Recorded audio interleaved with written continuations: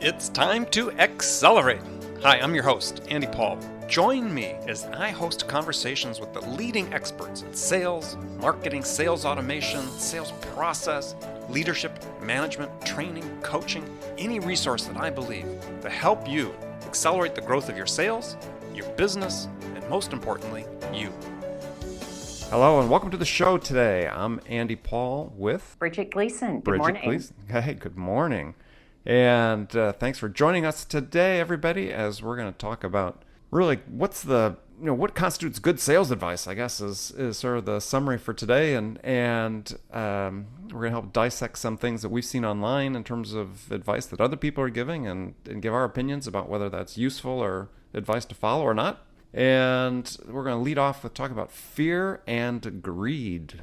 Great. Which seem to be topics that always sort of come up with salespeople. And so I think you had found something online that talked about the two emotions that most drive sales reps are fear and greed. And someone's talking about you should be structuring your sales compensation to use fear and greed as motivators. And so I guess really the first question we should talk about, and for the people listening, is do fear and greed really work as motivators for sales?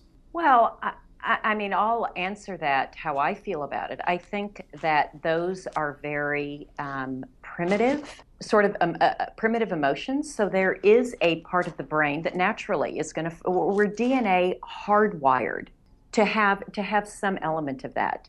Do I think, though, that is what I would build an effective, functional, high-performing sales team on? No. So I don't agree with it. I agree that there is a component that plays into it, but I think, at least today, a lot of the reps I deal with also have a more evolved state about what they want to do in sales in their careers. And you absolutely have to move past fear and greed if you want to get the most out of your sales reps and really have a functional, high-performing sales team, which is what I'm after. Yeah, I mean, I think that it's sort of natural to a certain degree that, sales reps are going to have a fear of failing, right? I mean, right. We all do to some degree or another. Right. I think that's just sort of natural, and it's really something we really have to overcome to some degree in terms of succeeding in sales, right? Because we can become paralyzed by fear. And I think that's the thing that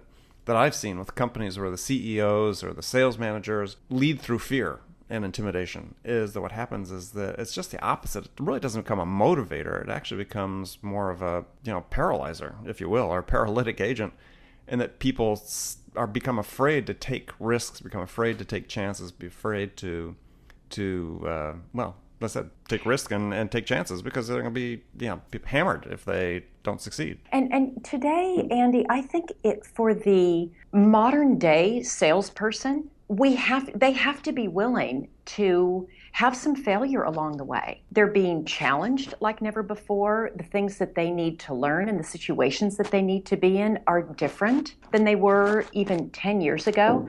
And I think cultivating a fear of failing is cultivating also an atmosphere that inhibits learning. And if we're really going to learn and take on new challenges and push the envelope, we're going to have failure. And I think that what we really need to do is make sure that we learn from failure, not avoid failure. So I completely agree with you that this fear of failing and all of that it's not a healthy emotion to cultivate in a sales org. As you said, some of it's natural. It's going to be there anyway, but we don't need to cultivate it. We don't need to build on that. Right. Now, this particular person that wrote this blog post that took this position advocating using fear and greed believes that fear is a strong motivator for the weak sales representatives. And again, I've never found that to be the case. And I think that weak sales representatives, the issue for them more often or not is not one of motivation, but really it's one of skills. It's one of sometimes of just repetition, being able to understand what it takes to succeed. And so if you're motivating purely from the perspective of fear, right? If you don't do this today, then you're going to lose your job. Then you're not teaching them anything that's going to help them survive or become a capable salesperson. Yeah, it's funny. I hadn't, until you said it, when I read again this post, fear is a strong motivator for weak sales representatives. Well, I don't want weak sales representatives. And I don't know that there's any evidence out there, Andy, to support the fact that fear is going to be a motivator for anyone who's weak in sales or otherwise. And to your point, if you have a weak sales representative, they don't need any more fear. It's there. They don't need any more. They've got that. So like you said, they either need to be coached up or coached out. But fear is not going to get you where fear is not going to turn a weak sales rep into a strong one. Period. Won't do it. Yeah, I mean, I worked for a guy once who tried to manage through intimidation. And this was when I was at a fairly senior executive level, and CEO of this division I worked for, used to just, at sales meetings, used to just berate people, incessantly. And, I'd seen senior people almost brought to the verge of tears trying to defend pipelines and so on. And it was really interesting is that it didn't work. Just didn't work. And yet this person didn't seem to be able to see through to the fact that it wasn't working. It wasn't having the desired impact. So I think if you're a CEO, if you're an entrepreneur, if you're a sales manager, it's not that you want to have a light touch. It's just that, sales is a profession where everybody understands what the cost of failure is. You know that going in, right? There's no hiding from it. It's not like you have a desk job and you're in marketing or you're in HR or payroll where things are a little more fuzzy in terms of, your objectives and what you need to get accomplished and whether you did and what your role in achieving them was. I mean, sales, it's unambiguously clear. You either do or you don't. And you go into the profession knowing that's the case. Right. There's nowhere to hide. There is nowhere to hide. So I think, if you're someone that you've read and you've sort of accepted this thought that maybe fear is a motivator, I urge you to say, it really isn't, because people understand what the cost of failure is in this profession. So as a manager, you want to be positive. What can you do to get people to succeed? That's what you want to help them with. Yeah, and I would imagine that folks listening to this conversation that you and I are having would wonder, well, if fear and greed aren't the motivators, what are? Yeah. Well, what have you found? Well, the thing that I've read about and I've also experienced in my own teams, there's been a lot of research lately done on how to motivate people in general. And in sales, sales is the same. And when these researchers looked across industries and geographies and companies and verticals, and they looked at these high-performing teams across all these different sectors, and they looked to see, is it because they hired better, they trained better? What was it that led to having a high-performing team? And what they found was the managers had very high expectations, and that just as we've got some hardwiring around fear and greed, we are also hardwired to live up to the expectations that people have of us. And going back to a point you made about being positive, one of the biggest things that I can do, the most impactful, is to set a very high bar for the people on my team and to have these high expectations and then to work with them to achieve those. But though in conjunction with me having the high expectations and them also having this hardwiring that tries to meet them, I found that to be super effective and supported by a lot of research. No, I think it's a great point. And I think the thing that goes along with the high expectations, and I mean, if you think about it that sort of relates back to almost sort of a parent-child relationship, right, to some degree. I mean, as kids growing up, at least in my case, I know, I was motivated by trying to meet my parents' expectations. Right. I mean, I knew if I failed, they were still going to love me nonetheless. But there was a certain part of me that was motivated by living up to the expectations that I knew that they had. But I think the other thing with a manager that goes along with setting expectations is also sort of modeling the behavior that you expect. Right. That goes along with that. So if you have high expectations for your team, it's having high expectations for yourself as well, right? Yeah. I mean, I've seen managers that set high expectations for the team, but then they're not living that in their own work. Right? They're not expecting the same of themselves. They're not showing the team they're expecting the same of themselves. And, I had a manager who really became a mentor to me throughout my career and a lifelong friend, and this was an early job. And if I wasn't moving fast enough on a certain deal, he'd pick up the phone and call the customer. That's the worst place in the world to be as a salesperson, right? Absolutely. Absolutely. And I remember several sort of painful Sunday phone calls with this particular individual where, he was doing account reviews with me on a Sunday afternoon, and he knew more about what was going on in the account than I did.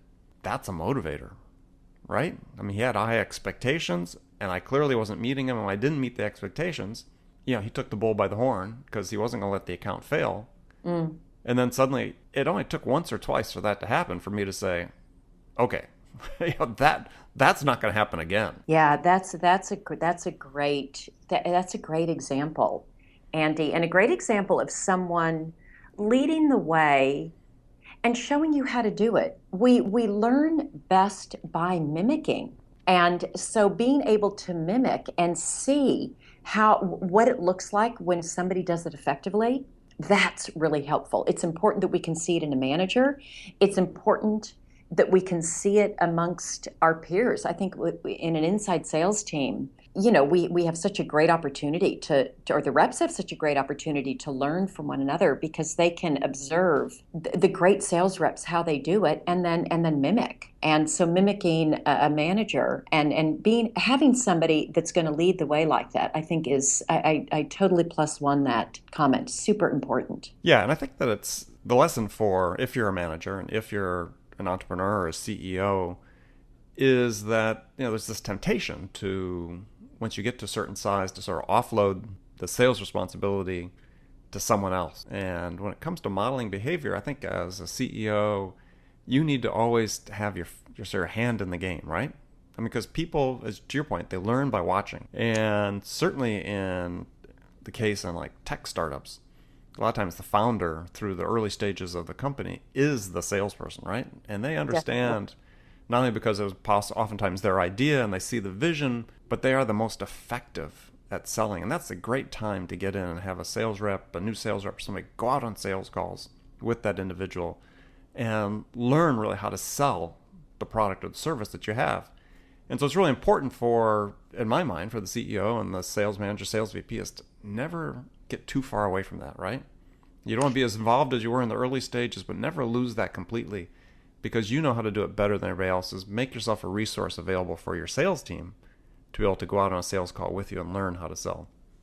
Yeah, and I think the other side of that is a VP of sales needs to stay close to the customer so that they can be aware and updated on really what's happening with the pool of customers, and that they're never so far away from it that they lose touch. I had this conversation with someone who I've worked with in the past, and he was talking about the VP of sales at the company he was working for at the time, and it's maybe a 700 or 800 person company, a fairly large sales team.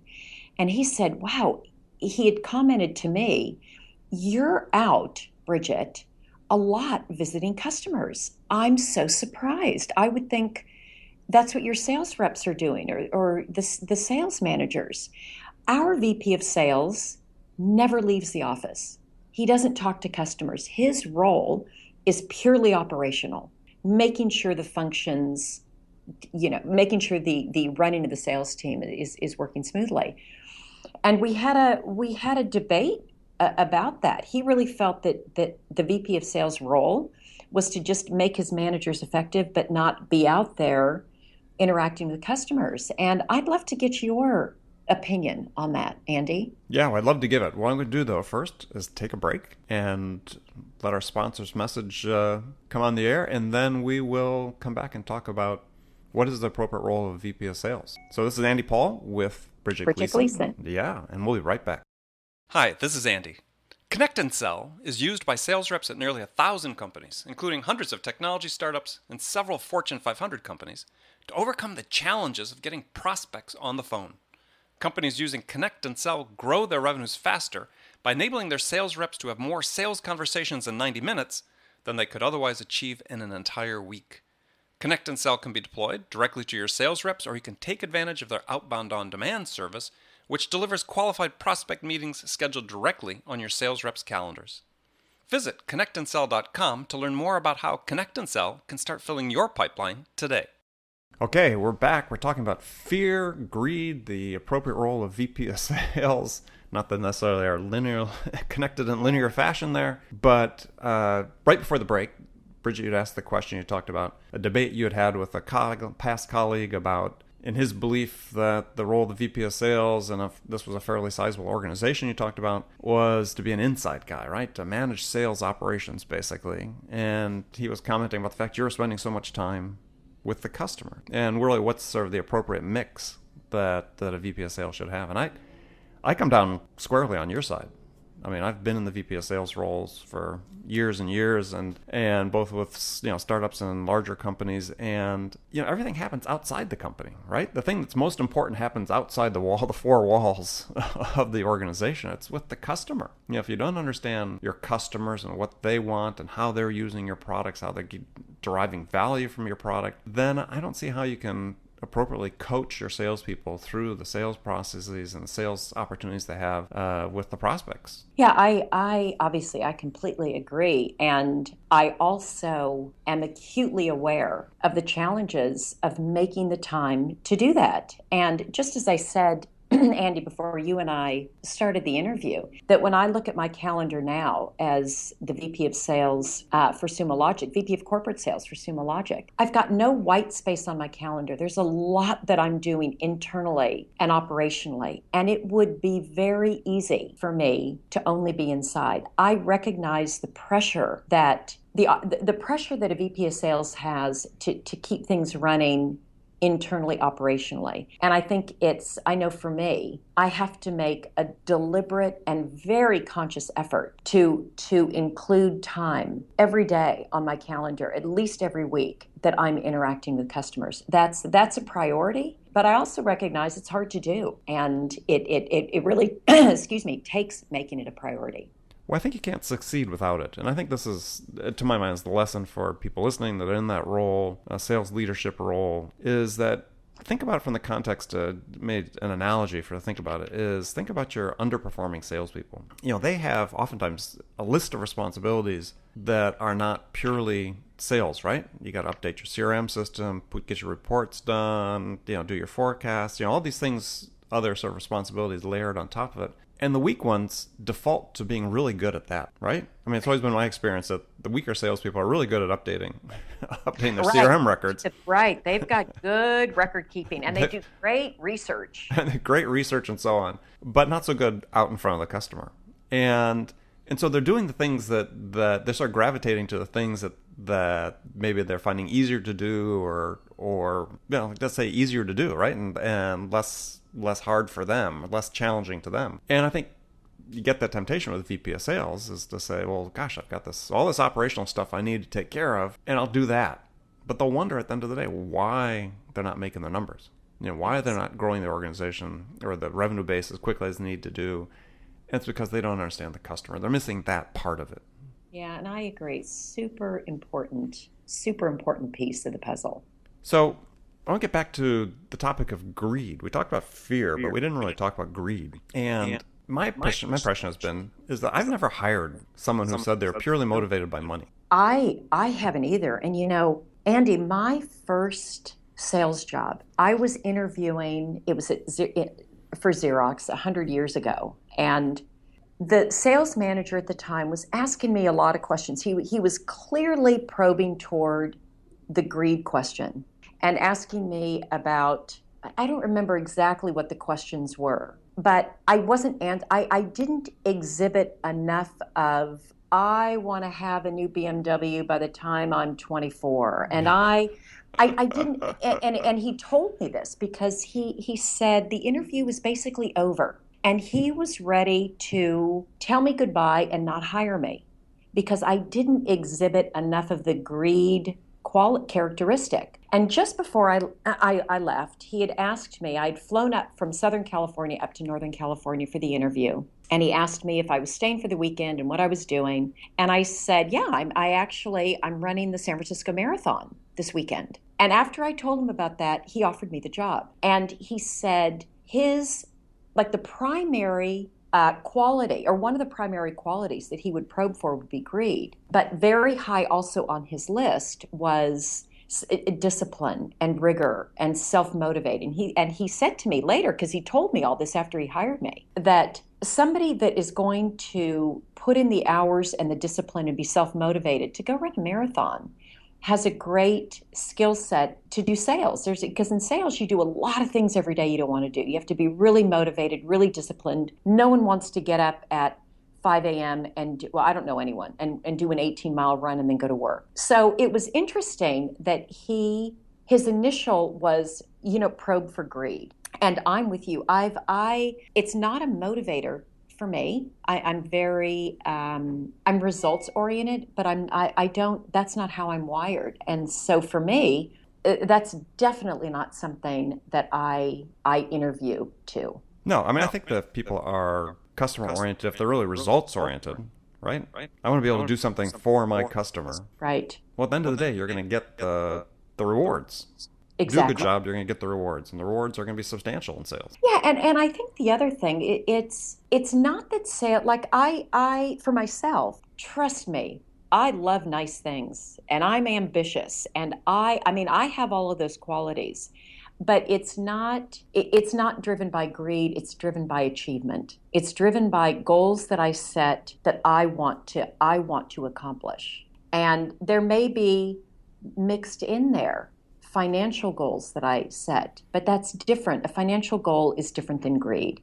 And I think so I look for people that are goal setters and hitting a certain financial may be a goal that they have, but I think we have to separate out, at least I do, and separate out and understand that there are some people they're very goal oriented, but you wouldn't call them greedy and they're not driven in that same way. Right. So getting back to this blog topic that we pulled from the internet and we've decimated. Exactly, decimated that topic, right? We didn't like this advice, clearly. And so this person was advocating using fear and greed as elements of your sales compensation plan. To your mind, what are the key elements of an effective sales compensation plan? Oh, God, Andy, I've never met a sales compensation plan that universally works and creates all the behaviors that you want. That's my disclaimer. I think it's really hard to do. I think compensation plans are really, really hard. And I think the components in it is you have to look at, from a company perspective, you have to make sure it meets the company's objectives, obviously. Rep productivity, it could be around, like currently we look at things for linearity, meaning I want there to be something in the compensation plan that includes hitting a number every month. So it's important that we've got some consistency. It has to be meaningful and achievable, but maybe also a stretch. It can't be a gimme. It's got to be fair when you look across.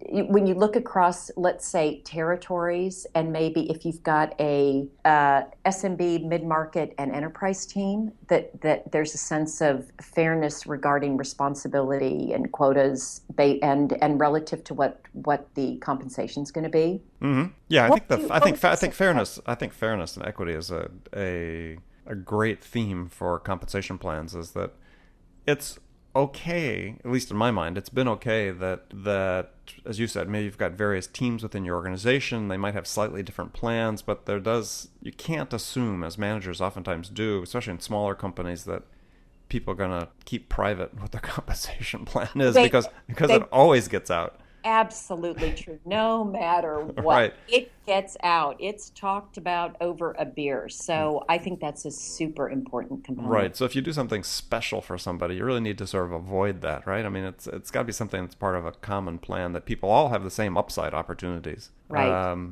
But yeah, they can be tailored slightly different and the components can be slightly different. But I think the important thing, to your point, is you're trying to motivate certain behaviors and certain outcomes that are important to the company. So instead of just sort of generally saying, well, gosh, we're going to motivate people through greed, as your compensation plan should be structured to say, look, we want to sell certain amounts of this product or this product and this product. Well, that needs to be reflected in the plan that you give your reps, because they certainly will tailor their own activities in order to achieve the goals that are set forth in the compensation plan. So if the comp plan isn't aligned with what you're trying to achieve as a company, then you've got a real disconnect, and that's a problem. Right. I also think with comp plans that the simpler the better.